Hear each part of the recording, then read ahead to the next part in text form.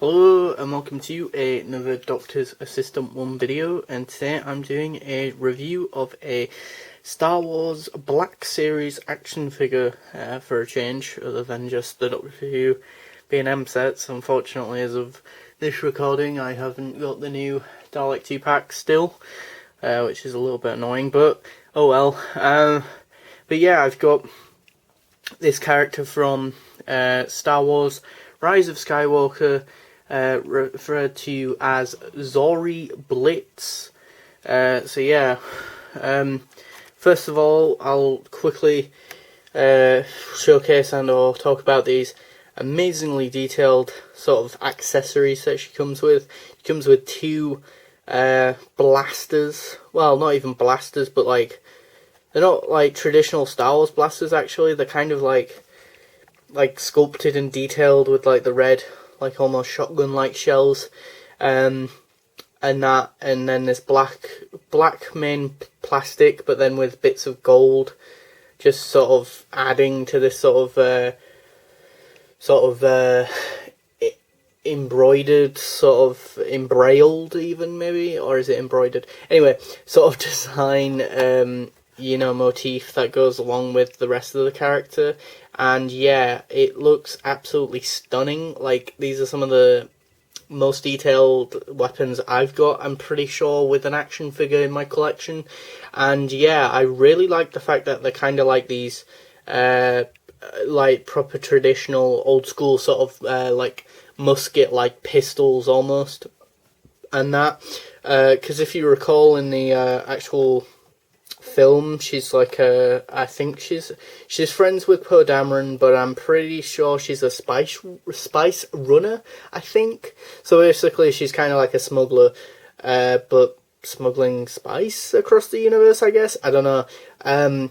She wasn't in the movie that much, I'll be honest, and also like, spoiler alert, but I'm not a fan of Rise of Skywalker, but honestly I do like the character, hence the reason why I bought the figure. And also, spoiler alert, but the figure is, even if you don't like the film and you do like the character like I do, or if you don't like the film or are that keen on the character but just want more figures in your figure collection, or Star Wars figures, I'd still recommend this one because it is a pretty decent figure. So yeah, the two accessories are really good, really detailed, sort of 10 out of 10 in terms of the two guns. I mean, yeah, sure, she could have maybe come with something else, maybe one or two other accessories, but I don't know what that would have even been. It would have been nice to have maybe a removable visor, so then you could have seen her maybe eyes and nose, like you kind of do in the episode and or film. Also, much like my mum, I did actually expect this figure to weigh quite a bit more, like, and be die-cast, almost, because of the fact that, like, there's all this, like, bronze / weathered gold sort of material, but actually she's quite sort of really light, sort of like, like I don't know really how to describe that with it or show that on camera. As well as the two guns, she has like a belt which is really nicely detailed also, and then two holsters to hold obviously the blasters in, and that's yeah. I'm gonna try and do that off camera now.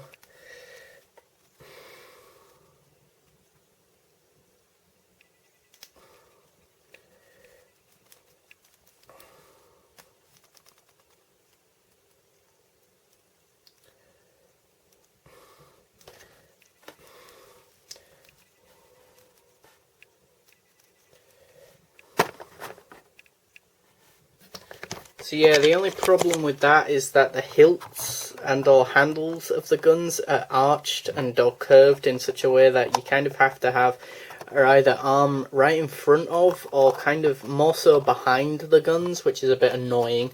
Also, when having the guns in the hand, if you then sort of move the legs at all, then the whole holster kind of goes a bit jolted everywhere. Like if you want to move the knee, like basically, then the gun is kind of, pointing almost at a knee and or shin and that, so that's kind of frustrating and annoying. Another annoyance is the fact that her feet are like these high-heeled almost like things, so like it's difficult to have her actually posed and that, I guess.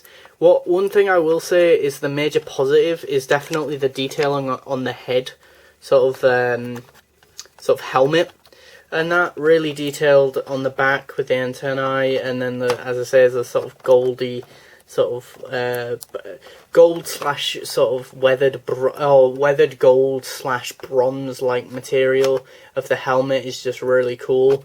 Likewise with this like neck piece that she's got around her, and then also it's like sort of there as well on the arms, really adds to this sort of like cool, for lack of a better term, probably poor choice of words to say, but this almost imperial-esque sort of like look, and by that I mean more like royal imperial, like English imperial, as opposed to obviously imperial as in like the empire.